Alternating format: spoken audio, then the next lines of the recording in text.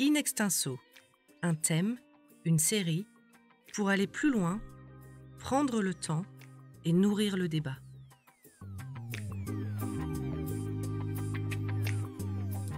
Internet, c'est aussi bien une mine d'infos qu'un dédale d'infox. Chacun peut le constater au quotidien en parcourant les réseaux sociaux.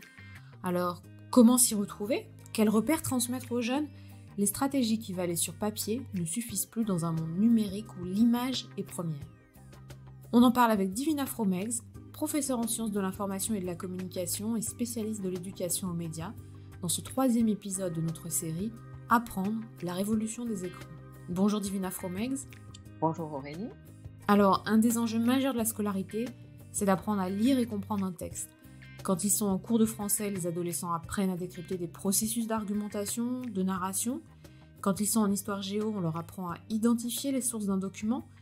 Donc ils acquièrent beaucoup de compétences dont ils peuvent s'emparer ensuite pour décoder l'information en ligne. Est-ce que ces outils suffisent encore à l'heure des écrans ? En quoi est-ce que les écrans bousculent les repères traditionnels ? Vous avez raison, le mode de lecture linéaire sur papier, en ligne, n'est qu'un des modes de lecture possibles. Il y en a beaucoup d'autres.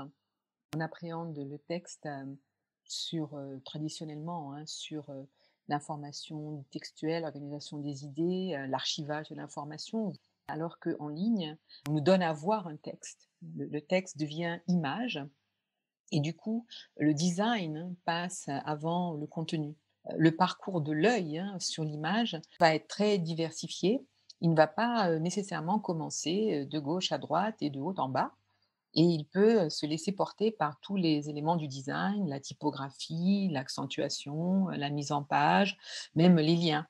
Un certain nombre de compétences différentes et d'attention différentes apparaissent sur la composition, le centrage ou pas, le cadre, le hors-cadre, sur le mouvement, la direction du flux visuel, les motifs, la perspective, parce que là, évidemment en ligne maintenant on a du 2D, du 3D, ça tourne, on a des rotations autour des objets, et puis un certain rythme, parce que l'image en ligne est aussi énormément accompagnée de sons, ce qu'on oublie souvent. Et vous avez remarqué que les moteurs de recherche proposent en ce moment des onglets images ou vidéos directement, sans qu'on ait à passer par le texte. Ça donne une mosaïque en pavé souvent quand on va sur ces onglets images ou vidéos, c'est-à-dire toute une juxtaposition d'images qui est devenue la mosaïque en quelque sorte, une des formes de présentation sur les écrans les plus utilisées. D'accord, donc en fait le contenu n'est plus premier. Tous les éléments qui l'entourent semblent prendre le devant d'après ce que vous dites. Alors, est-ce qu'il y a une profusion d'éléments à gérer ? Est-ce que ça génère une distraction forcément chez le lecteur qui n'existait pas au temps du papier ? Alors c'est vrai qu'on est face à l'abondance d'éléments et d'informations, et paradoxalement on parle d'une économie de l'attention, mais vous voyez bien que c'est parce que le risque à côté c'est la distraction.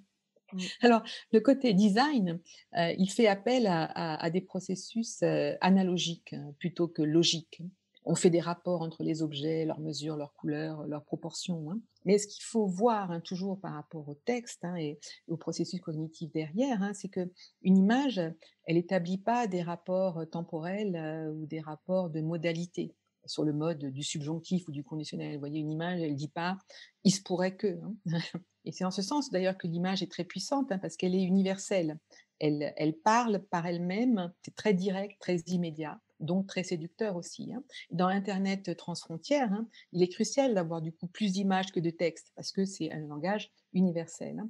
Donc la force de l'image, c'est cette vitesse d'analyse et on joue sur les réminiscences d'images dans les têtes. Ce mécanisme de comparaison sur plusieurs parcours d'écran, il est renforcé par les systèmes de recommandation, notamment ce fameux algorithme qu'on s'arrache tous. Vous avez aimé, alors vous aimerez. On nous invite ainsi à rebondir de contenu en contenu, sans même d'abord rentrer dans le détail du contenu. C'est la métaphore d'Alice dans le terrier du lapin blanc. Le monde peut tomber dedans, on tombe dans plusieurs espaces différents. In extenso, un thème, une série, pour aller plus loin, prendre le temps et nourrir le débat. Divina Fromex, comment prendre du recul par rapport à toutes ces incitations ? Quand vous parlez des recommandations de plateformes, comment est-ce qu'on garde une maîtrise de son choix d'information ? C'est une bonne question. qui évidemment réveille en moi l'activiste de l'éducation aux médias. Mais de manière plus large, hein, je crois qu'il faut se doter d'une culture du numérique, hein, et de comprendre qu'en fait, dans le numérique, l'image aussi a changé.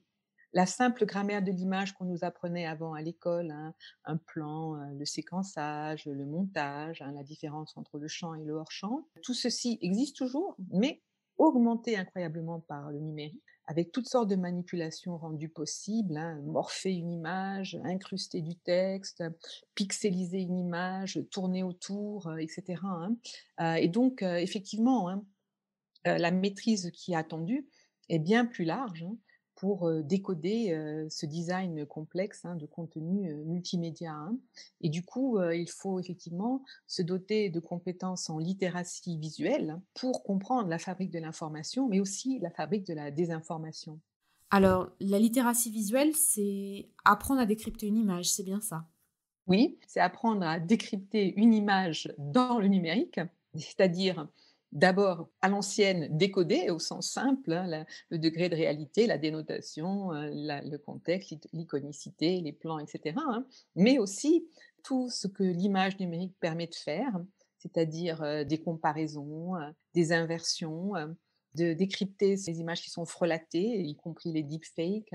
Donc, si je vous comprends bien, la première base avant de décoder toutes ces images, c'est aussi que les adolescents prennent conscience de la place de l'image dans tout ce système. Est-ce qu'il y a des outils pour aider à mieux comprendre ce qui se cache sous les images?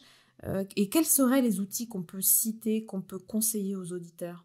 Alors, ce qu'il y a d'intéressant dans la situation actuelle, hein, de crise par rapport à la désinformation, c'est qu'elle a du coup propulsé le besoin de vérifier les images et donc du coup de mieux comprendre ces mécanismes et notamment ces mécanismes dans le numérique.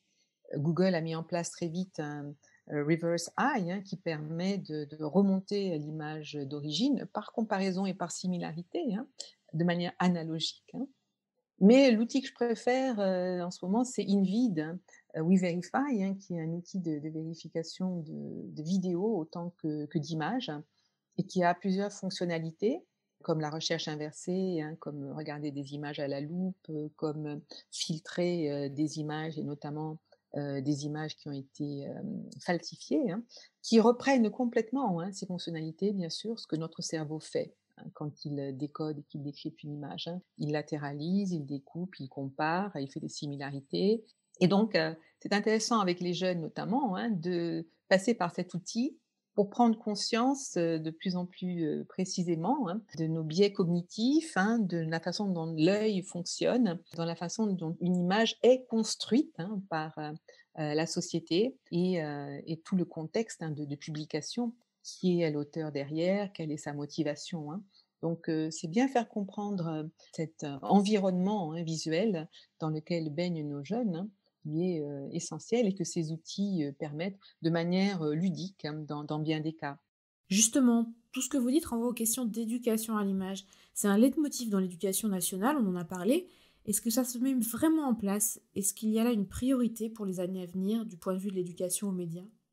Alors, la l'éducation nationale reste, historiquement basée, sur le texte, hein. En France, on est, l'exercice de base, c'est de comprendre, décrypter les textes, hein, le commentaire de texte, hein.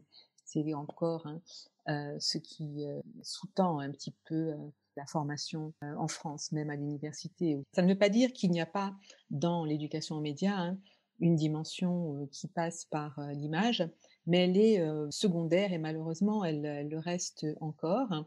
En partie, ça tient à nos opérateurs aussi, hein, notre opérateur à l'éducation aux médias, c'est le Clémy et le Clémy, par exemple, travaille beaucoup, hein, sur la presse et avec la presse et ne va aborder les images de presse, hein, les différentes caricatures, hein, que comme un élément, parmi d'autres, hein. Il n'y a pas une réelle centralité par rapport à cela. C'est en train de s'améliorer, hein, et la place de la donnée, hein, dans les images aussi commence à être mise en évidence, hein. Mais, on est vraiment un pays qui est un petit peu, schizophrénique, sur le texte et l'image, hein, parce que l'autre opérateur qui s'occupe, hein, de l'image plus, Donc ce sont les figurez-vous, opérateurs de l'éducation nationale, voilà, le Clémy voilà, indépendant, oui, le ouais. Clémy est l'opérateur de l'éducation nationale, voilà. Il y a un autre opérateur qui n'est pas l'éducation nationale, qui est, ministère de la culture qui est le CNC, qui maintenant s'appelle Centre national du cinéma et de l'image animée, qui lui fait les opérations dans les écoles à propos de l'image. Donc ça met l'image animée notamment du côté du cinéma, du côté de l'art, plutôt que du côté de ces images extrêmement liées au populaire et à la culture populaire qu'on voit sur les médias sociaux et qui sont produites par un grand nombre de jeunes, d'adolescents, mais aussi d'adultes. Donc il y a la nécessité en France de créer une rencontre vraiment et un travail collaboratif complémentaire, je dirais, entre les opérateurs qui travaillent beaucoup sur la presse et sur l'écrit et ceux qui travaillent sur l'art, la fiction, le cinéma et l'image animée. Et je trouve que c'est encore trop séparé dans les disciplines, alors qu'il faudrait les mener de front parce qu'on est vraiment dans une logique multimédia, multimodale pour décoder l'ensemble de cette complexité. Donc on voit qu'il y a là énormément de chantiers, tout un chemin à parcourir pour que ces enjeux d'éducation à l'image prennent toute leur place dans l'éducation nationale. Divina Fromex, merci. Merci à vous. On peut conseiller aux auditeurs, donc, pour en savoir plus, d'aller lire vos articles sur le site de The Conversation. Il y avait notamment des articles sur les gestes barrières pour apprendre à déjouer les fake news.